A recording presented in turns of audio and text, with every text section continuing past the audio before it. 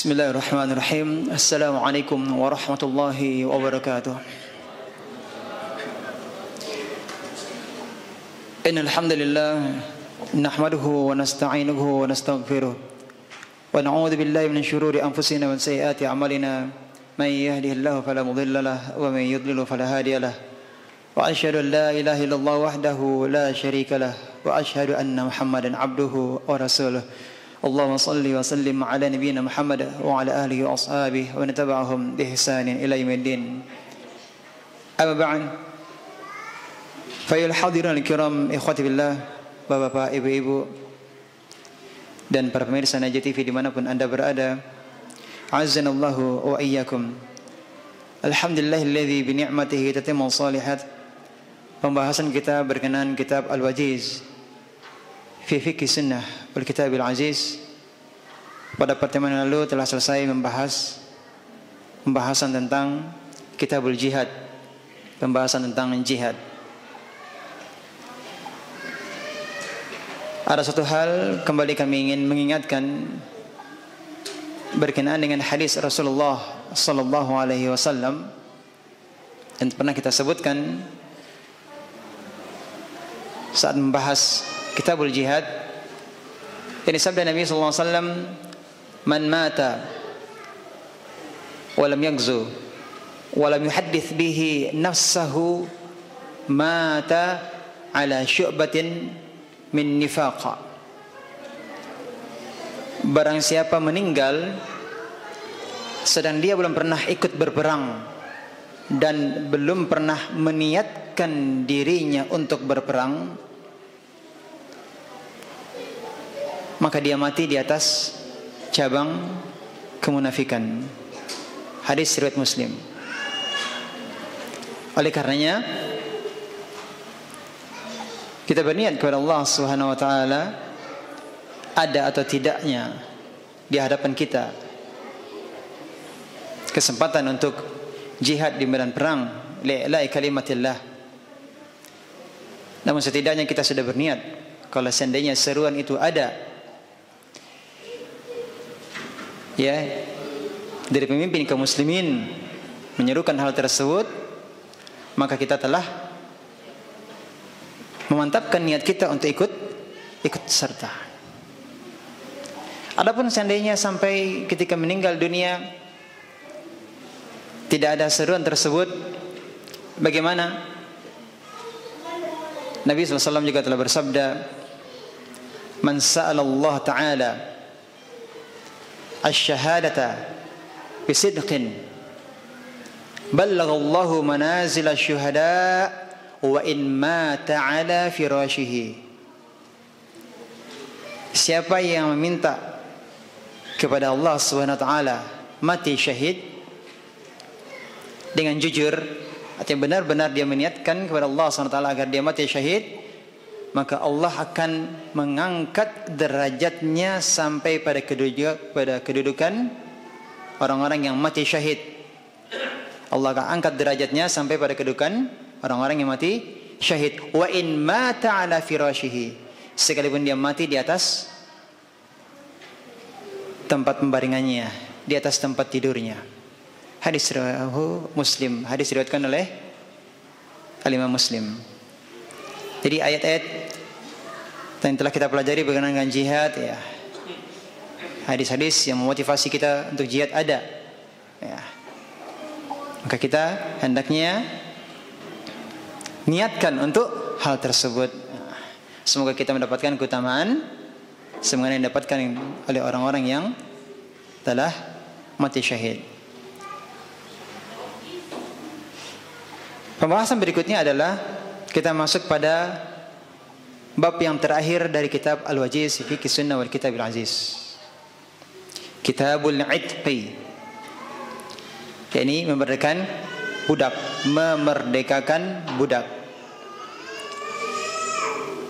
Kita bahas pada sebelumnya, ini berkenaan dengan perang. Ketika perang ada tawanan-tawanan perang.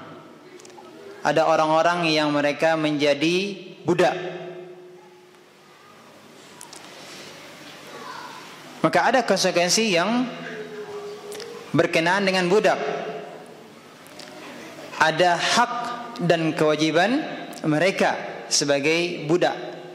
Demikian juga bagaimana dengan majikannya, bagaimana menyikapi mereka sebagai budak. Dan Islam datang bukan untuk membudakkan manusia, tetapi justru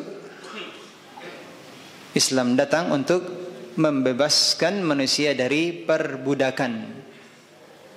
Bukankah kita telah mempelajari bab sebelumnya, pembahasan-pembahasan sebelumnya, di antaranya adalah ada kafarah, yakni membebaskan budak. Ya. Ya, ada kafarah, yakni membebaskan budak. Islam datang untuk membebaskan manusia dari perbudakan kepada Tuhan-Tuhan bikinan manusia, agar mereka menjadi apa?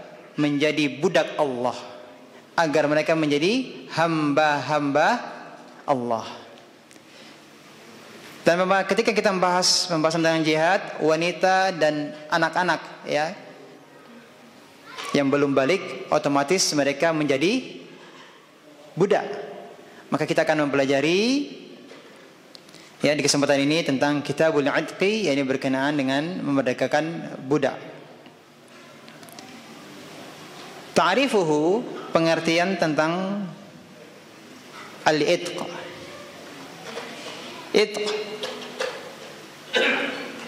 huruf ainnya berharokat kasrah, artinya adalah memerdekakan budak. Ya, al-idqu artinya memerdekakan budak. Ahli bahasa Arab Al-Azhari mengatakan bahwa kata al-idq berasal dari perkataan orang Arab, ataqal farasu, artinya kuda itu lepas. Ataqal faras, kuda itu lepas. Atau mereka mengatakan ataqal farahu, yakni anak burung terbang meninggalkan sarangnya. Dikatakan anak burung itu ataqa, ya, karena dia meninggalkan sarangnya, dia bebas. Ya, dia bebas. Dia terbang kemana dia inginkan. Maka disebut dengan memerdekakan budak dengan al-idqu. Memerdekakan budak dinamakan dengan al-idqu karena budak bisa bebas dengan cara apa? Dimerdekakan. Budak itu bisa bebas dengan cara dimerdekakan, sehingga dia bebas dengan pilihannya, dia bebas dengan kehidupannya, dia bebas mau pergi kemana saja, mau apa yang dilakukan, bebas. Itulah yang disebut dengan al-idqu, yakni memerdekakan atau membebaskan budak. Pembahasan berikutnya adalah al-hathu alaihi wa fadluhu, anjuran memerdekakan budak dan keutamaannya, keutamaan memerdekakan budak. Penulis di sini menyebutkan firman Allah Subhanahu wa taala, falaqtahamal aqabah, maka tidaklah sebaiknya dengan hartanya itu dia menempuh jalan yang mendaki lagi sukar. Wa ma adraka mal aqabah, tahukah kamu apa yang dimaksud dengan jalan yang mendaki lagi sukar tersebut? Kemudian Allah sebutkan faqqu raqabah, yaitu membebaskan, melepaskan budak dari perbudakan. Ini yang pertama, faqqu raqabah, memerdekakan budak. Berikutnya, au it'amun fi yaumin dzi masghabah, fi yaumin dzi masghabah, au it'amun fi yaumin dzi masghabah, atau memberi makan pada hari kelaparan, kesusahan makanan. Yatiman dza maqrabah, kepada anak yatim yang ada hubungan kerabat. Yatiman, ya, ini kepada anak yatim, dza maqrabah, yang memiliki hubungan kerabat. Au miskinan dza matrabah, atau memberi makan kepada orang miskin, dza matrabah, yang sangat fakir. Ikhwati billah rahimakumullah, firman Allah SWT yang baru saja kita bacakan ini menunjukkan bahwa jalan menuju surga itu mendaki dan sukar. Ya, jalan menuju surga itu berat. Ya. Maka butuh perjuangan dan pengorbanan. Butuh perjuangan dan pengorbanan. Terlebih lagi manusia memiliki kecintaan kepada harta. Mudah dia mendapatkan harta, mudah dia mengeluarkannya. Namun sulit dia mendapatkan harta, dengan susah payah dia mendapatkan harta, maka akan berat pula susah juga dia akan mengeluarkan hartanya. Berat. Makanya di sini Allah katakan apa? Jalan menuju surga itu berat, ya. Susah, mendaki, sukar. Nah, ini surat Al-Balad ya. Silakan lihat di surat Al-Balad. Nah, di dalam surat ini Allah sebutkan apa? Fakku raqabah, yakni memerdekakan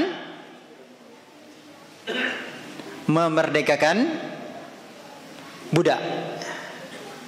Ini jalan menuju surga ya, dengan cara memerdekakan budak.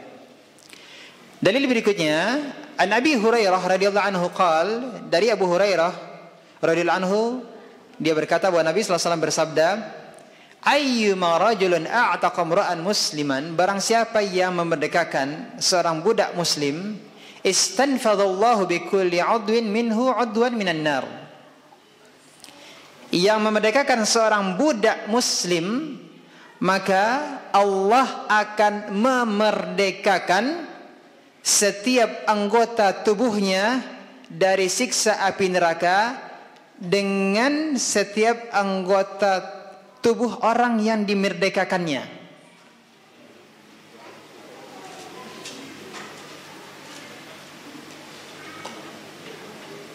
Bisa dipahami?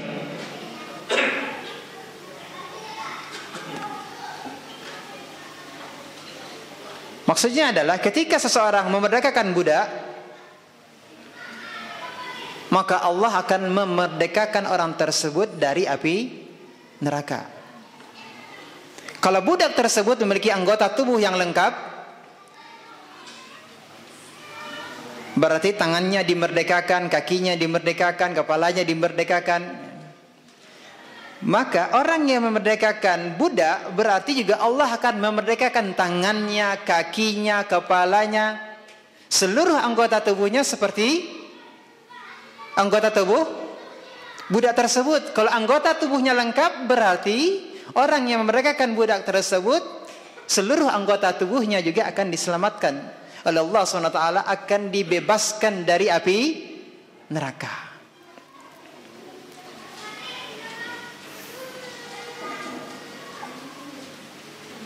Bukankah kita berdoa, wa qina adzabannar, ya Allah jauhkanlah kami dari azab api neraka? Ya atau tidak? Kita menginginkan agar Allah menyelamatkan kita, menjauhkan kita dari api neraka. Dan siapa yang memerdekakan budak berarti dia sudah menjadikan dirinya selamat, anggota tubuhnya dari api neraka. Allah membebaskan dirinya dari api neraka. Ini keutamaan dari apa? Membebaskan budak. Kemudian berikutnya dari Abu Musa Al-Asy'ari radhiyallahu anhu, Nabi sallallahu alaihi wasallam bersabda, ada 3 golongan yang mana mereka akan diberi pahala double, 2 kali lipat. Ada 3 golongan. Yang pertama adalah rajulun min ahli al-kitabi amana bi nabiyhi wa adraka an-nabiyya sallallahu alaihi wasallam fa amana bihi wattaba'ahu wa saddaqahu falahu ajran. Seseorang dari kalangan ahli kitab, apakah itu Yahudi ataupun Nasrani, yang beriman kepada nabinya dan kemudian mendapati Nabi sallallahu alaihi wasallam, lalu beriman juga kepada Nabi Muhammad sallallahu alaihi wasallam dan mengikutinya dan membenarkan beliau, yakni Nabi sallallahu alaihi wasallam, maka baginya mendapatkan apa? 2 pahala. Sebelumnya dia beriman dengan Nabi Musa atau beriman dengan Nabi Isa. Kemudian dia beriman dengan Nabi Muhammad SAW, maka dia dapatkan 2 pahala. Golongan yang kedua yang akan mendapatkan pahala 2 kali lipat adalah wa 'abdun mamlukun adda haqqallahi ta'ala wa haqqa sayyidihi falahu ajran. Hamba sahaya yang menunaikan hak Allah dan hak tuannya, maka baginya 2 pahala.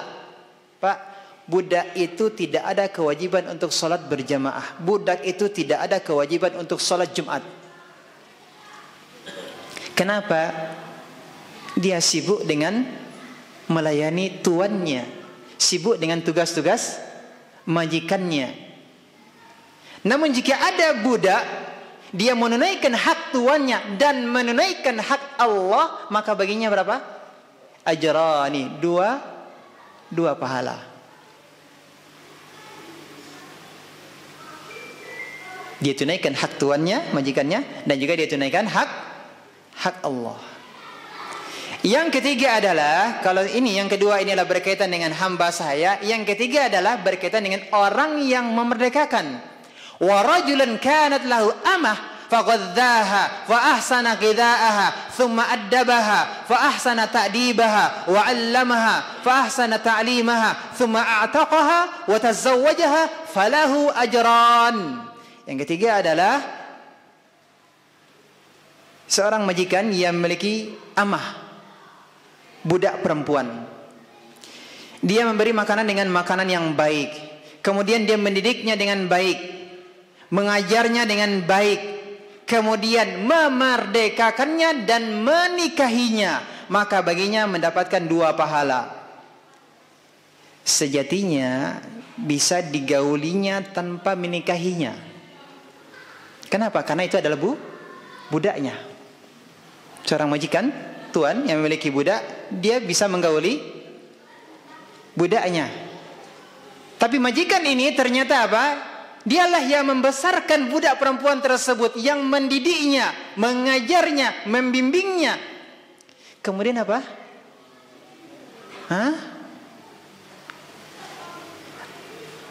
Dia merdekakan dan kemudian dia nikahi.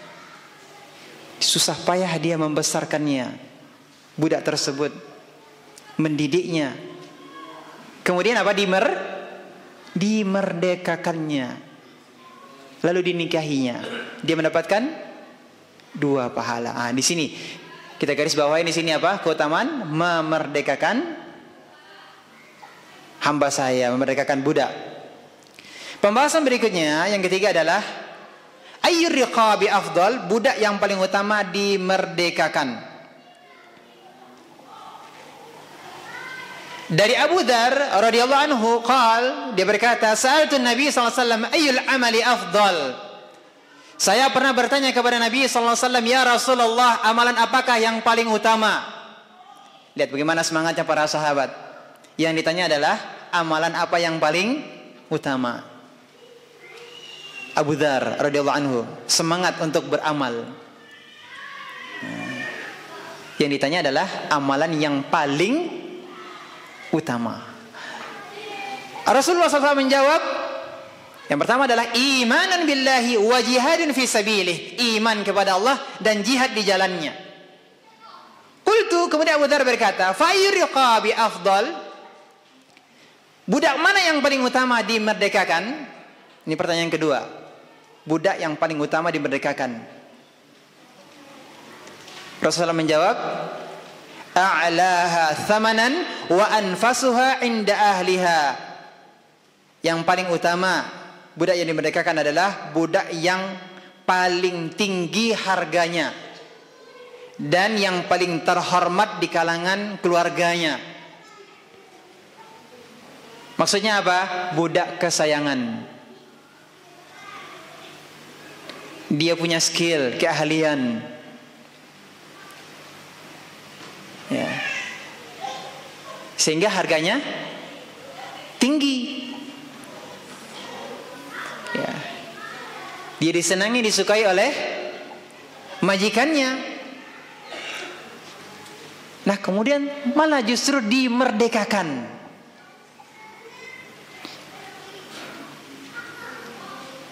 Ini budak yang paling utama untuk dimerdekakan, kata Rasulullah sallallahu alaihi wasallam. Subhanallah.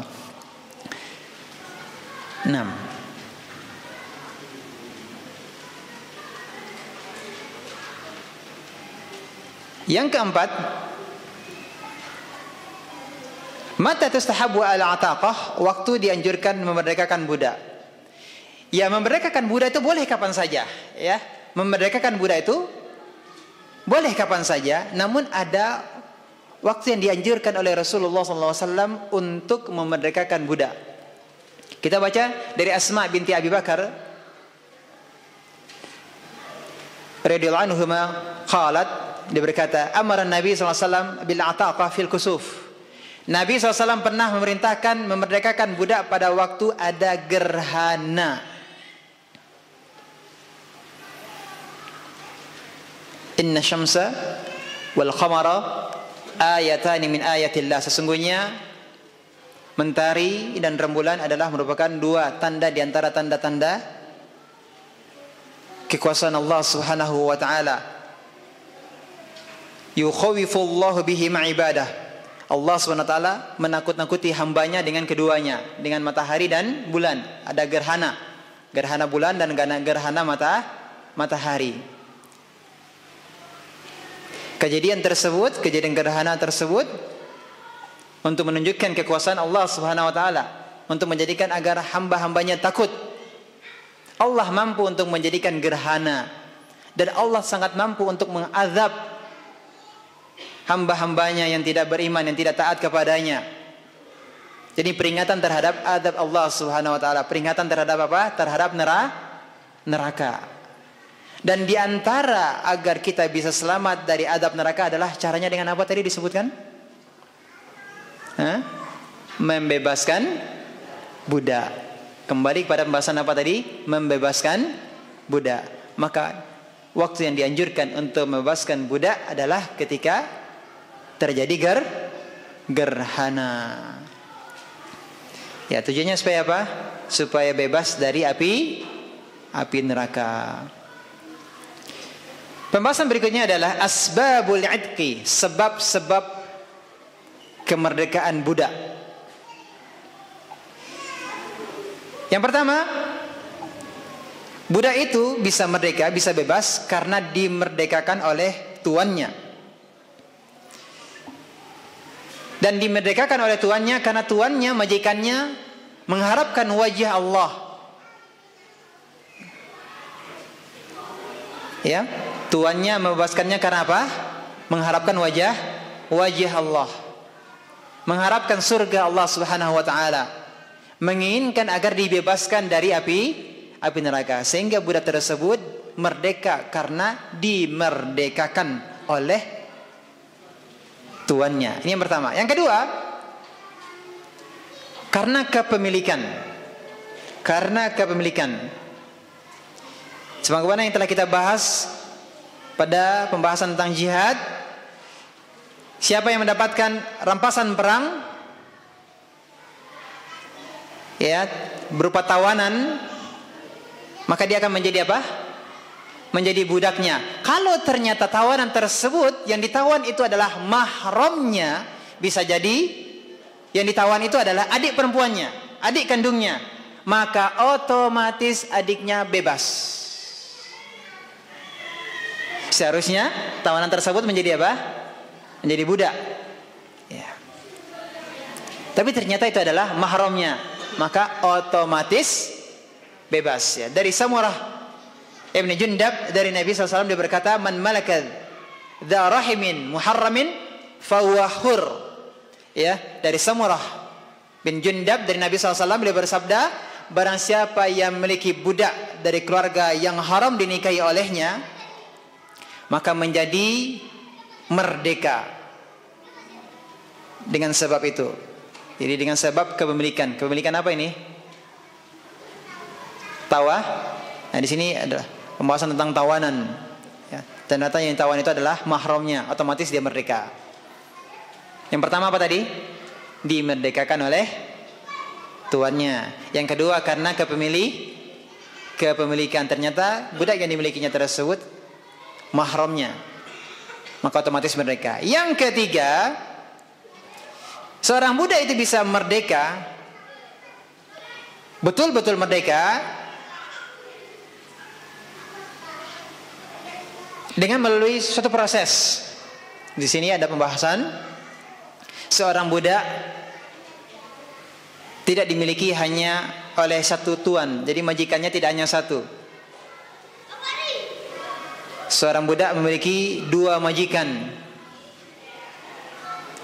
Ini bisa saja, mungkin 2 orang atau 3 orang membeli satu budak, ya. Ada 2 orang membeli satu budak, atau 3 orang membeli satu budak. Supaya apa? Supaya dia bekerja, ya, menjadi pekerja. Jadi satu budak ini dimiliki oleh lebih dari 1 orang. Lalu salah satu tuannya memerdekakan bagiannya. Kemudian dia punya uang untuk menebus budaknya tersebut dari kawannya. Kawan apa ini maksudnya? Pemilik budak, yang sama-sama memiliki budak. Contoh, anak punya budak, ya, kawan anak punya budak, kita punya saham yang sama, budak. Anak merdekakan budak, berarti baru separuh, ya atau tidak? Karena separuh lagi masih dia belum merdeka. Anak masih punya uang, ya. Ini budak ini kalau di pasar harganya 300 juta umpamanya, 300 juta. Yang bagian anak yang 150 juta sudah anak merdekakan, itu kan hak anak. Berarti masih ada 150 juta lagi. Nah, supaya dia merdeka, Anda berikan 150 juta kepada kawan Anda tadi. Dia terima, berarti budak ini merdeka total, ya, dengan sempurna dia merdeka. Ya. Kalau Anda punya uang 150 juta, kalau Anda punya, berarti dia masih menjadi budak dengan nilai berapa? 150 juta. Berarti dia berusaha untuk membebaskan dirinya, mencari 150 juta dalam rangka apa? Memerdekakan dirinya. Bisa dipahami? Nah, umpama kita bertiga punya satu budak, ya, budak ini berarti harus bekerja selama 3 hari, karena masing-masing tuan bisa memerdekakan, bisa mempekerjakan budaknya satu hari. Karena anak sudah memerdekakan budak tersebut, berarti dia hanya bekerja 2 hari saja. Yang 1 harinya sudah tidak lagi. Kenapa? Dia sudah memerdekakan. Bisa dipahami? Nah, dari Abdullah bin Umar radhiyallahu anhuma, anna Rasulullah SAW qala, Rasulullah SAW bersabda, man a'taqa syirkan lahu fi 'abdin fakana lahu malun yablughu thaman al-'abd qawwima al-'abdu 'alayhi qimata 'adl fa'ata syuraka'ahu hisasahum wa 'ataqa 'alayhi al-'abd wa illa faqad 'ataqa minhu ma 'ataqa. Barang siapa memerdekakan bagiannya pada seorang hamba dan dia mempunyai uang atau dana yang cukup buat dia membayar hamba tersebut, maka ditaksir, dikira-kira berapa harga hamba itu dengan penaksiran yang pantas. Ya. Budak ini berapa kalau dijual, ya, berapa pasarannya. Lalu dibayar hak-hak orang yang berserikat dengannya dan merdekalah. Tadi Anda beri contoh tadi, harganya sisanya 150 juta, berarti harus dibayar 150 juta. Tetapi jika tidak punya uang, berarti termerdekalah hamba itu sebanyak yang dimerdekakan. Harga nilai budak itu 300 juta. Anda sudah merdekakan dia, berarti tinggal 150 juta lagi. Mudah-mudahan bisa dipahami. Jadi Syekh di sini menyebutkan, kalau orang yang memerdekakan itu tidak punya uang atau dana untuk memerdekakannya secara keseluruhan, maka merdekalah budak tersebut sesuai dengan kadar yang telah dimerdekakan oleh orang itu. Dan dia wajib berusaha bekerja keras mengumpulkan dana untuk menebus sebagiannya lagi kepada majikan yang satunya lagi. Dia yang berusaha bekerja keras. Iya. Ya, sebagaimana juga diriwayatkan dari Abu Hurairah, Nabi SAW bersabda, barang siapa yang memerdekakan sebagian ya pada seorang budak, maka penyelesaiannya tergantung pada hartanya. Jika dia mempunyai harta, ya, jika tidak, maka nilai hamba itu ditaksir, kemudian disuruh dia berusaha dengan tidak menyulitkannya. Jadi kawan anak ini tidak boleh menyulitkan dia. Ya, karena anak sudah memerdekakan separuhnya. Berarti dia berusaha untuk memerdekakan dirinya. Ya, kawan ini tidak boleh menyusahkannya. Kamu harus mencari 150 juta. Kalau tidak, berarti kamu tidak boleh. Kamu tidak bisa merdeka. Tidak boleh. Kenapa? Karena dia sudah merdeka sebagian.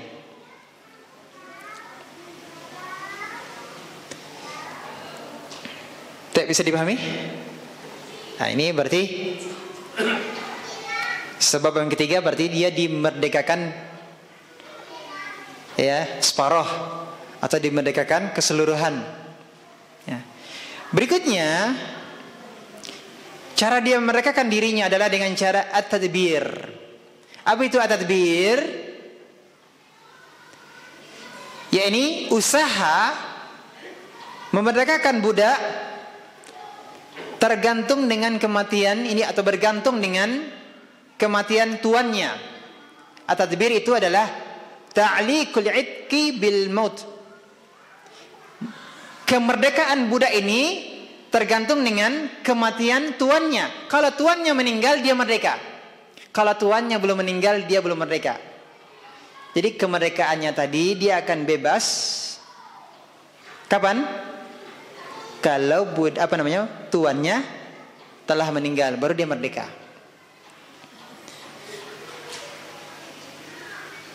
Ya. Contohnya, kalau ada seorang tuan berkata kepada budaknya, kalau aku meninggal dunia, maka engkau merdeka. Kemudian tuannya meninggal dunia, maka dengan otomatis budak ini merdeka. Tapi dengan catatan, apa catatannya? Harganya tidak lebih dari 1/3 jumlah harta majikannya. Bisa dipahami? Apa itu maksudnya? Gimana? Budak termasuk bagian dari harta. Maka ketika membebaskan budak dengan kematiannya, ini berarti wasiat. Wasiat itu tidak boleh lebih dari 1/3. Tidak boleh wasiat itu lebih dari 1/3 harta warisan. Maka lihat nilai budak tadi. Kalau ternyata nilai budak tadi lebih dari 1/3 dari harta warisan, maka berarti tidak bisa dimerdekakan. Kenapa? Karena wasiatnya hanya 1/3. Wasiat hanya 1/3. Ini kan terkait dengan kematian seseorang. Ya. Dari Imran bin Husain bahwa ada seorang laki-laki yang pernah mempunyai 6 hamba sahaya. Dia punya berapa? Berapa budak? 6. Dan dia tidak punya harta yang lain. Tidak ada harta warisan yang lain. Harta warisannya hanya 6 budak. Kemudian dia merdekakan mereka, ya, dengan cara tadbir. Artinya kalau dia meninggal berarti budak-budak yang 6 tadi semuanya merdeka. Kemudian ketika laki-laki tersebut meninggal, Rasulullah SAW menjadikan budak tersebut 3 bagian. 3 bagian. Ya. Berarti 2 budak, 2 budak, 2 budak. Ya. Kemudian Rasulullah SAW undi mereka. Maka kemudian Rasulullah SAW memerdekakan 2 orang dan 4 orang lainnya masih tetap sebagai hamba sahaya. Kenapa? Karena 6 orang tersebut 6 budak itu adalah harta warisan yang harus diberikan kepada ahli waris. Berarti kalau ingin dimerdekakan secara tadbir, digantung kebebasannya, kemerdekaannya dengan kematian tuannya, berarti hanya boleh berapa? Sepertiganya. Mereka ada 6. Berarti sepertiganya di situ tidak boleh wasiatnya lebih dari sepertiga. Maka yang boleh wasiat yang dilaksanakan hanya sepertiganya. Artinya di sini 6, hanya 2 yang boleh dimerdekakan. Yang 4 lagi tidak bisa dimerdekakan, dan itu menjadi milik siapa? Ahli waris.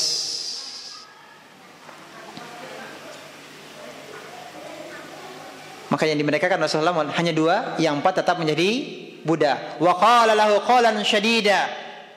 Dan Rasulullah berkata kepadanya, ya, ini kepada orang yang sudah meninggal tersebut, ya, berkaitan dengan perbuatannya, dengan perkataan yang keras.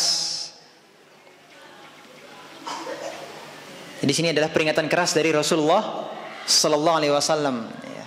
Karena berkaitan dengan apa? Hak ahli waris. Ini peringatan keras dari Rasulullah Sallallahu Alaihi Wasallam. Namun di sini yang ingin kita ambil pelajaran adalah terkait dengan memerdekakan budak adalah budak itu bisa merdeka dengan syarat. Apa syaratnya tadi? Kematian tuannya. Ini disebut dengan apa? Istilahnya apa? At-tadbir. Ya, dimerdekakan ketika budaknya telah meninggal, tapi tidak boleh lebih dari 1/3 dari harta warisan. Ikhwati fillah rahimakumullah. Pembahasan berikutnya adalah budak mudabbar. Ya, ini budak yang digantung kemerdekaannya dengan kematian majikannya. Ya, budak mudabbar namanya, ya. Itu boleh dijual dan boleh dihibahkan. Dari Jabir bin Abdullah radhiyallahu anhu, dia berkata, balagha Nabi sallallahu alaihi wasallam anna rajulan min ashabihi a'taqa ghulaman lahu an duburin lam yakun lahu malun ghayruhu faba'ahu bi 800 dirhamin thumma arsala bi thamanihi ilaihi.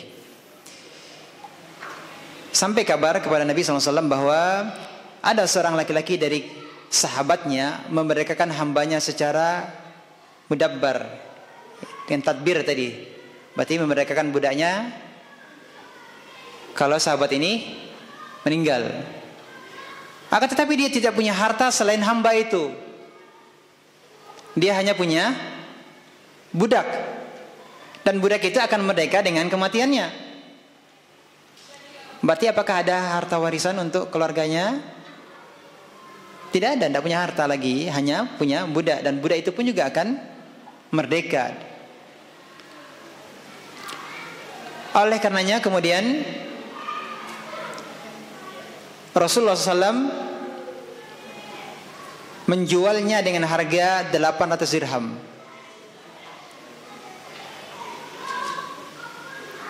800 dirham. 800 dirham tersebut Rasulullah SAW kirimkan, ya, diberikan kepada sahabat itu. Sahabat yang ingin, sebenarnya bermaksud baik, niatnya baik untuk memerdekakan budak, hanya saja digantung dengan kematiannya. Permasalahannya, dia tidak punya harta yang lain, hartanya hanya budak ini.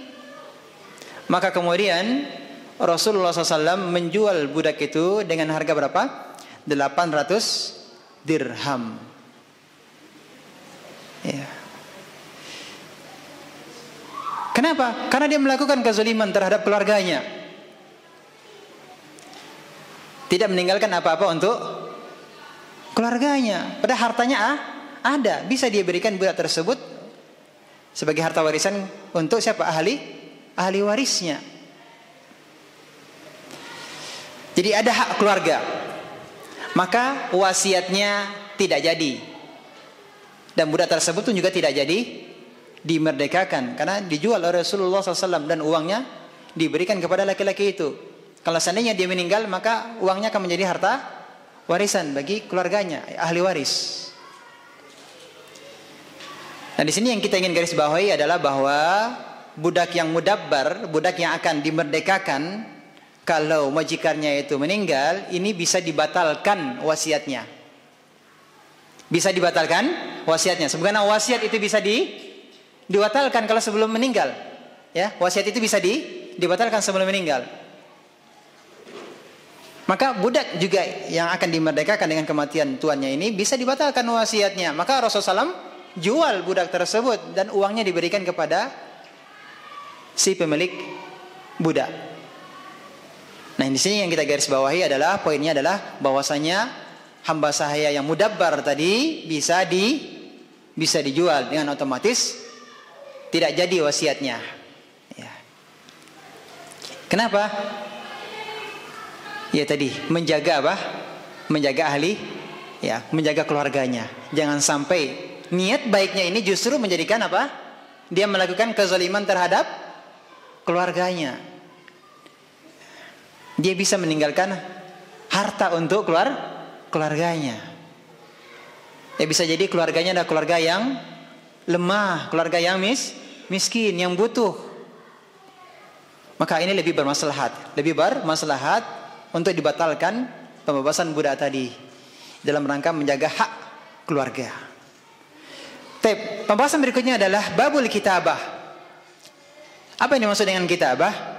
Ya, ini memerdekakan budak dengan catatan si hamba atau si budak tadi, dia harus menyerahkan nominal uang sekian pada waktu yang telah ditetapkan oleh tuannya. Jadi dia bisa merdeka dengan syarat apa? Menyerahkan sejumlah uang pada waktu yang telah ditetapkan oleh majikannya. Maka ketika dia sudah dapat uang, kemudian diserahkan kepada majikannya pada waktu tersebut, ya, atau sebelum habis masa ininya yang ditentukan oleh majikannya, maka dia bisa merdeka. Maka majikannya melakukan kitabah. Kitabah berasal dari kata kataba yaktubu, artinya menulis. Kitabah artinya penulisan. Jadi majikannya atau tuannya yang menulis perjanjian dengan budaknya. Apa perjanjian mereka? Bahwasanya budak ini akan merdeka kalau dia bisa menyerahkan sekian. Berapa harga budak ini? Budaknya 300 juta. Ya, harganya sekarang 300 juta. Maka dia merdeka dengan cara memberikan uang 300 juta kalau dia bisa memberikannya dalam waktu 6 bulan umpamanya. Dia akan merdeka. Dalam 6 bulan dia berusaha, dia keluarkan. Dia bayarkan, maka dia merdeka. Berarti di sini majikannya, tuannya melakukan kitabah, melakukan penulisan perjanjian dengan budaknya. Apa hukum dari kitabah ini? Ini seorang budak berkata kepada majikannya, merdekakanlah saya dengan cara kitabah, yang melakukan perjanjian. Maka kemudian majikannya tadi wajib dia untuk memenuhi permintaan dari budak itu yang ingin merdeka. Kalau dengan catatan majikannya menganggap bahwa budak ini amanah, budak ini mampu berusaha untuk mencari uang sekian, dana sekian untuk memerdekakan dirinya. Dia yakin bahwa budaknya mampu, budaknya ini amanah dengan perjanjian, maka ini boleh. Landasannya adalah firman Allah SWT surah An-Nur ayat 33, walladzina yabtaghuna al-kitaba mimma malakat aymanukum fakatibuhum in alimtum fihim khaira. Dan budak-budakmu yang kamu miliki yang menginginkan perjanjian, maka hendaklah kamu buat perjanjian dengan mereka. Ini yang dimaksud dengan kitabah. Fakatibuhum, ya, buatlah perjanjian dengan mereka in alimtum fihim khaira, kalau kamu mengetahui adanya kebaikan pada mereka, adanya kebaikan pada budak tersebut. Kemudian dari Musa bin Anas bahwa Sirin pernah menginginkan agar dia dimerdekakan secara kitabah. kepada Anas. Jadi ini Sirin adalah budak. Dia minta kepada Anas tuannya supaya dia dimerdekakan dengan secara kitabah tadi, perjanjian. Ya, Sirin punya harta yang banyak, makanya dia ingin memerdekakan dirinya. Akan tetapi Anas menolak. Maka Sirin pergi menemui Umar radhiyallahu anhu, dia mengabarkan hal tersebut kepada Umar, maka Umar berkata, merdekakan dia dengan kitabah, dengan melakukan perjanjian tertulis. Akan tetapi Anas menolak, tidak mau. Maka kemudian dia dipukul oleh Umar dengan kantong air susu. Sambil Umar membaca firman Allah SWT tadi yang kita bacakan surah An-Nur ayat 33, fakatibuhum in alimtum fihim khaira. Hendaklah kamu buat perjanjian dengan mereka jika kamu mengetahui ada kebaikan pada mereka, yakni pada budak tersebut. Maka kemudian Anas membuat perjanjian, ya, budak tersebut merdeka, ya, secara tertulis, ya. Dengan siapa tadi namanya, Sirin, ya. Dengan Sirin dia akan merdeka, ya. Ada perjanjian kalau dia bisa menyerahkan sekian nominal uang pada waktu yang disebutkan. Ya. Ini sesuai harga pasaran, ya, sesuai dengan harga pasaran. Pembahasan berikutnya adalah mata yu'taq. Kapan hamba mukatab ini dia bisa bebas? Hamba mukatab. Apa tadi hamba yang mukatab ini maksudnya? Yang melakukan perjanjian dengan tuannya, kalau dia bisa menyerahkan uang sekian pada waktu yang telah disebutkan, maka dia akan merdeka. Kapan hamba ini bisa merdeka? Kapan saja hamba mukatab ini dia bisa membayar, bisa melunasi tanggungannya yang telah disebutkan pada perjanjian bersama majikannya, tuannya, maka dia akan merdeka saat itu, langsung merdeka. Jadi yang pertama, kalau dia berhasil menyerahkan uang sesuai perjanjian dengan tuannya, maka dia merdeka. Atau yang kedua, dia dimerdekakan oleh majikannya. Dia dimerdekakan oleh majikannya, maka dia merdeka. Iya.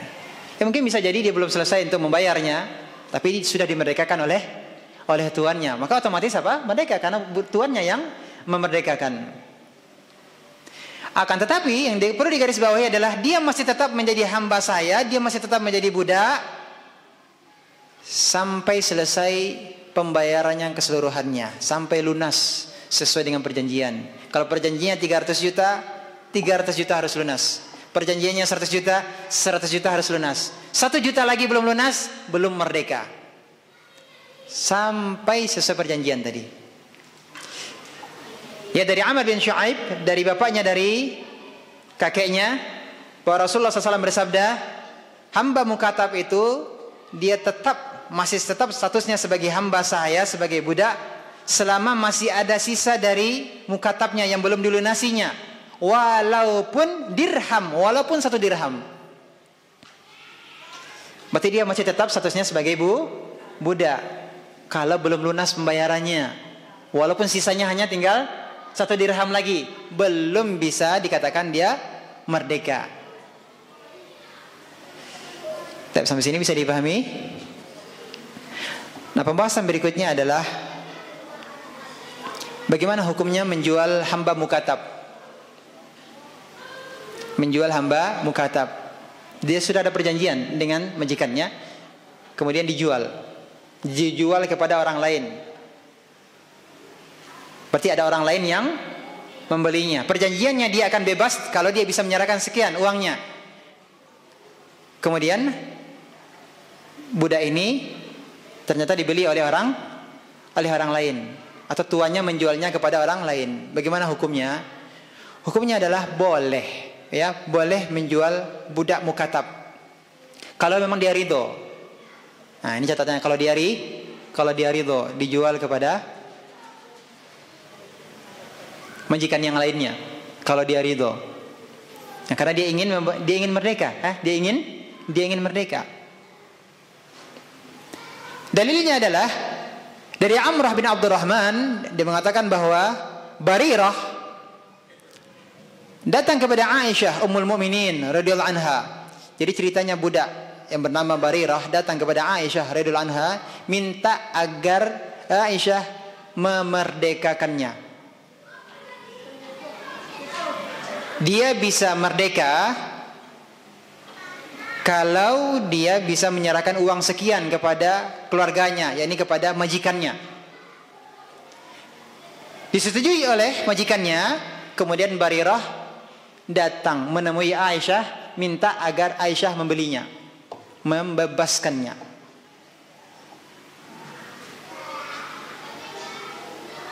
Ya. Maka kemudian Aisyah radhiyallahu anha mengatakan bahwa kalau keluargamu, yakni majikanmu, menginginkan agar aku menyerahkan uang sesuai hargamu, ya, dengan penyerahan secara tunai kepada mereka, berapa perjanjiannya? Kalau mereka mau, akan aku berikan kepada mereka tunai, ya, untuk membelimu. Ya, kemudian aku akan memerdekakanmu. Jadi Aisyah radhiyallahu anha sudah berniat untuk apa? Dia beli, kemudian untuk dimerdekakannya. Kata Aisyah, kalau mereka setuju akan aku lakukan.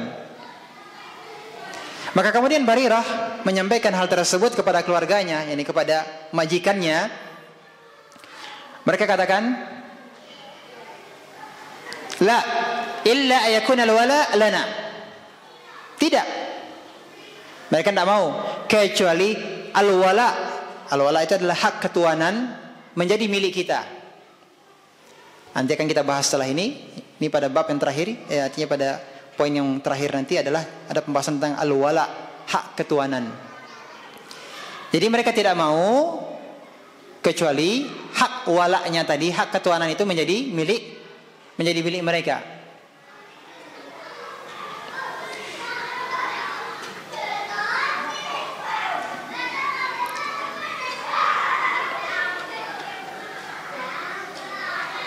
Kemudian setelah itu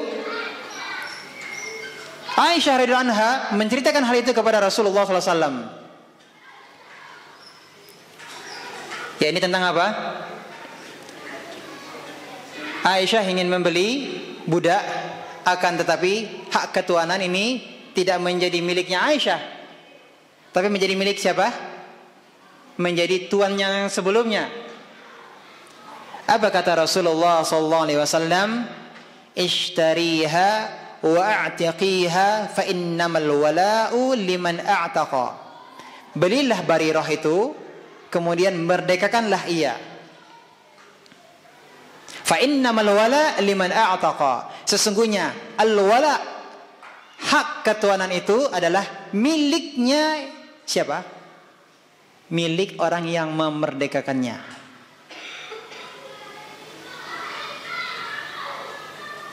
Apa yang dimaksud dengan al-wala, hak ketuanan? Kita baca. Al-wala atau hak ketuanan itu adalah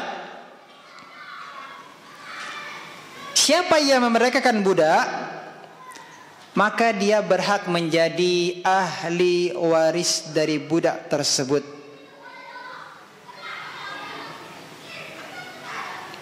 Ketika kita membahas tentang harta warisan, kan ada asobah, ya, yang berhak mendapatkan apa? Sisa keseluruhan dari harta warisan tersebut dari pihak laki-laki. Kan ada anak. Kalau ada anak berarti cucu laki-laki dari anak laki-laki, ya. Siapa lagi? Kalau tidak ada mereka, bapaknya, tidak ada kakeknya, ya. Kalau tidak ada saudaranya laki-laki, ini kan sudah kita bahas. Harta sisa tadi kalau sudah dibagi masih ada harta sisanya, maka harta sisa tadi diberikan kepada siapa? Kepada asobah, kepada pihak laki-laki yang terdekat dari mayit. Nah, kalau budak ini tidak punya ahli waris, budak ini tidak punya ahli waris. Artinya budak yang sudah dimerdekakan ya. Budak yang sudah dimerdekakan ini dia sudah bebas merdeka. Dia punya harta. Kemudian dia meninggal. Nah, harta warisan ini jatuh kepada siapa? Keluarganya nggak ada. Maka harta warisannya diberikan kepada siapa? Diberikan kepada mantan majikannya. Diberikan kepada orang yang telah memerdekakannya. Inilah yang disebut dengan al-wala, hak ketuanan. Makanya Rasulullah SAW katakan tadi apa? Al-wala, hak ketuanan ini adalah milik siapa? Milik orang yang memerdekakan budak. Akan tetapi kan tadi Barirah, ya, majikannya tadi kan tidak mau tadi. Tidak mau kalau hak ketuanan tadi pindah kepada Aisyah. Karena Aisyah yang beli dan dia yang memerdekakan. Maka yang memerdekakan tadi dia punya hak ketuanan. Kalau seandainya Barirah meninggal dunia dan dia tidak punya harta, tidak punya keluarga ahli waris, tidak punya ahli waris, maka harta yang dimiliki oleh Barirah ketika dia merdeka, harta tersebut jatuh kepada siapa? Kepada orang yang telah memerdekakannya. Bisa dipahami? Nah, jadi yang memerdekakan budak ada keistimewaannya apa? Kalau seandainya budak ini yang sudah dimerdekakannya, dia bebas, dia punya harta dan tidak meninggalkan ahli waris, maka hartanya menjadi siapa? Orang yang telah memerdekakannya. Itulah yang disebut dengan al-wala, hak ketuanan.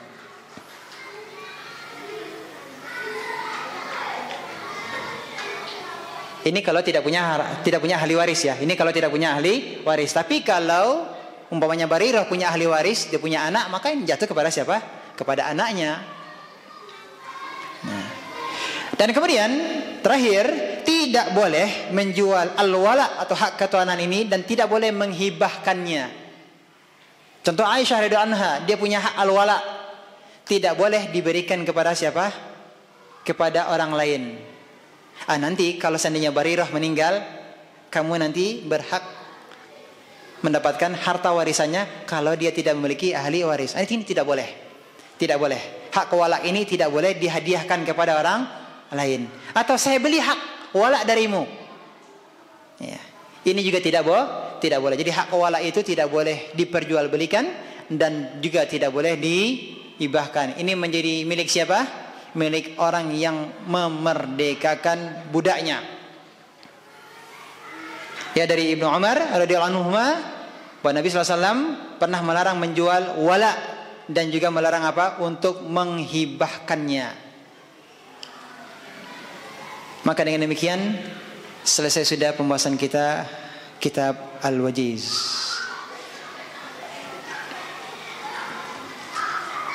Nah, terakhir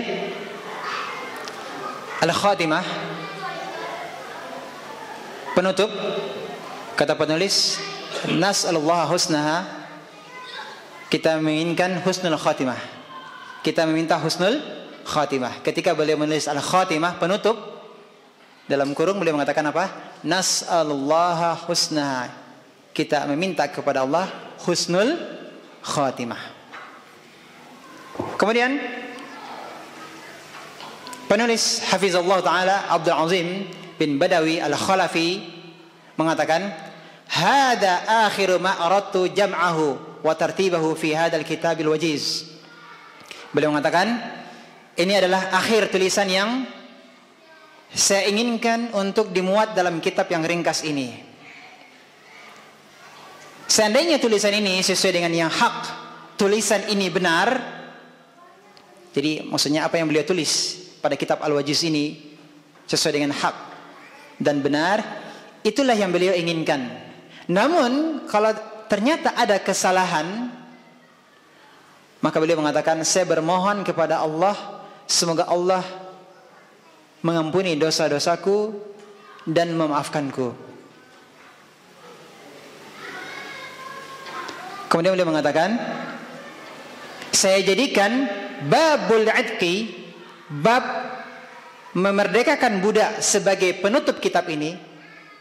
Beliau katakan apa? Bab memerdekakan budak ini beliau jadikan sebagai akhir pembahasan dari kitab Al-Wajiz,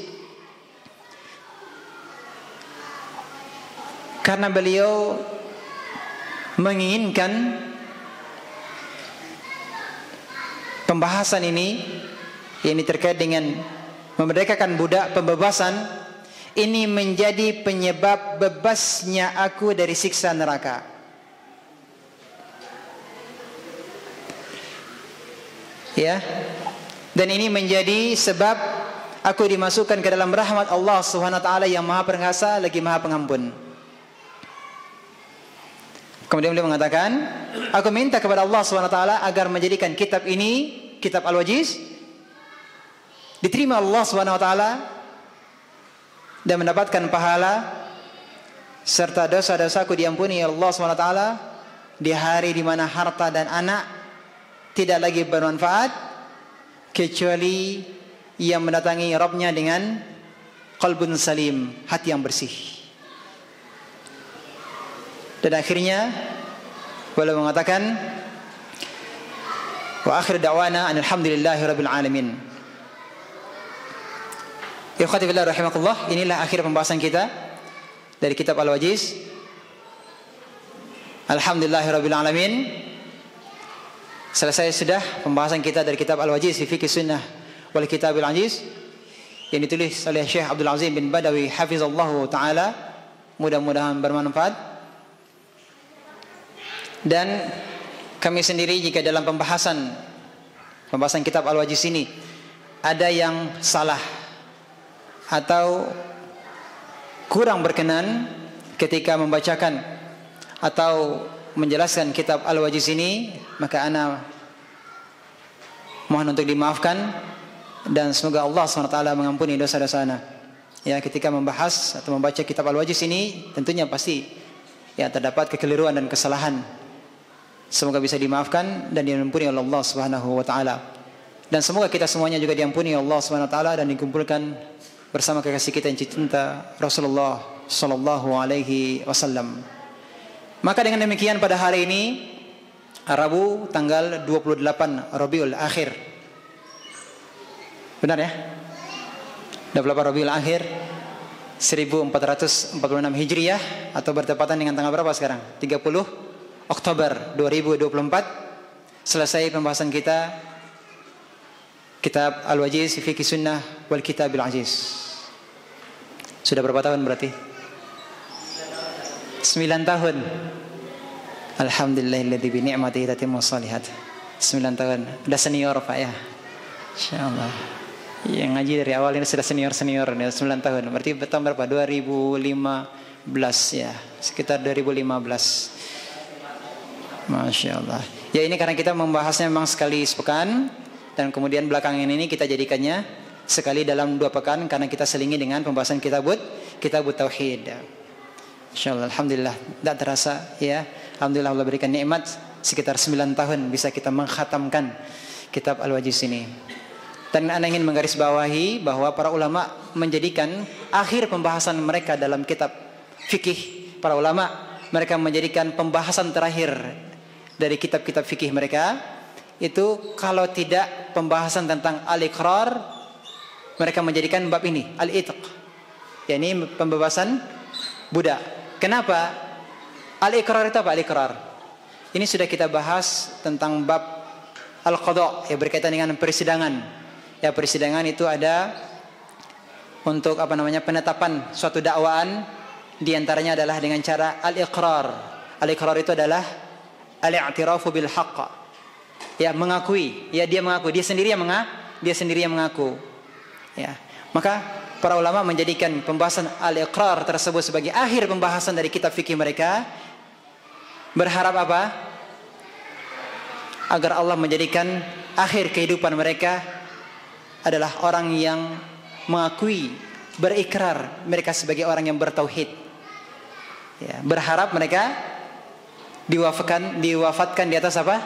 Di atas tauhid. Adapun yang menjadikan akhir pembahasannya adalah al-itqu, yakni membebaskan atau memerdekakan budak dengan harapan apa tadi yang dikatakan oleh Syekh Abdul Azim tadi? dengan harapan agar sebagaimana keutamaan dari memerdekakan budak itu adalah dibebaskan dari api neraka, maka kita berharap dengan selesai pembahasan kita fikih ini, kita dibebaskan oleh Allah SWT dari api neraka. Allahumma amin. Demikian, kurang lebihnya mohon maaf. Terima kasih atas kehadiran dan perhatiannya. Mudah-mudahan menjadi ilmu yang bermanfaat, ilmu yang bisa kita amalkan, dan hadirnya kita dan keikutsertaan kita dalam majelis ilmu ini semuanya semoga selama ini bisa menjadi ibadah yang diterima oleh Allah Subhanahu wa taala. Allahumma amin. Wa sallallahu Nabi Muhammadin wa ala alihi washabihi wasallam. Kita tutup dengan kafaratul majlis. Subhanakallahumma wa bihamdika asyhadu an la ilaha illa anta astaghfiruka wa atubu ilaik. Wabillahi taufiq wal hidayah. Wassalamu alaikum warahmatullahi wabarakatuh.